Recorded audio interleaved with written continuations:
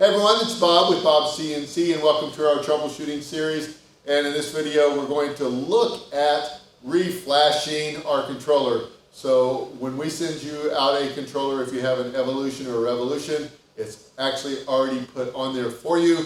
But if it gets messed up, you'll want to go ahead and do this. And if you have a KL7 series, you're going to get to go ahead and flash this. So let's go ahead and get started. Once you have the Bob CNC flash folder unzipped and on your desktop or wherever you put it, it's time to see what COM port we are set on so that we can reflash our CNC. So plug in your CNC, go down here to the search window and type in Device Manager. Go to the COM port section and see what COM port section you are on. You can see that my Arduino Uno or my serial device is on COM 12.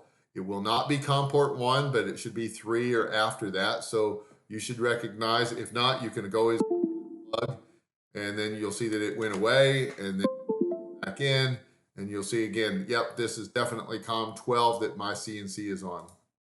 So next you can open up the Bob CNC flash folder and then you're going to see that there's just lots of files in here.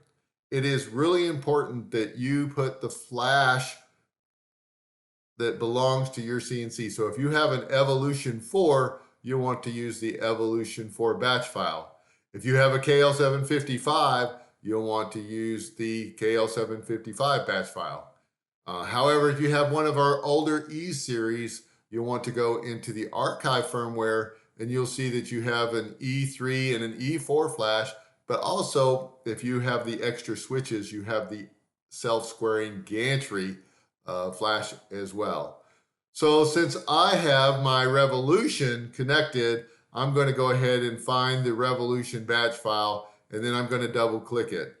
Now you may have a Windows screen pop up and say, hey, is this safe? You're going to have to click on more info and then run anyway. But I've already done that. So I have the program started and now I just need to type in the number of COM port. Now remember mine was COM port 12.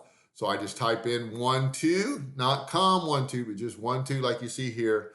And then I press enter.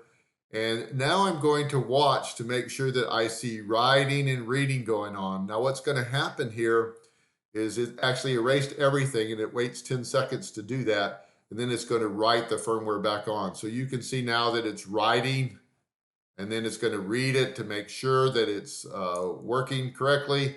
And then it's done and it says press any key to continue. Now, if yours doesn't show all of this information, either you have UGS open and it cannot get to the COM port or something else has happened. So you want to look through the text and see if you can find the error so that we can help troubleshoot your issue. So that is actually how we reflash our controller. It's pretty easy. We give you the firmware. It's also open source for us, so if you're wanting to modify it, just let us know. We'll show you all of the changes that we've made from the default Gerbil 1.1 firmware. That's what I have for this video. Make sure you check out our other troubleshooting videos on the website. Thanks for watching.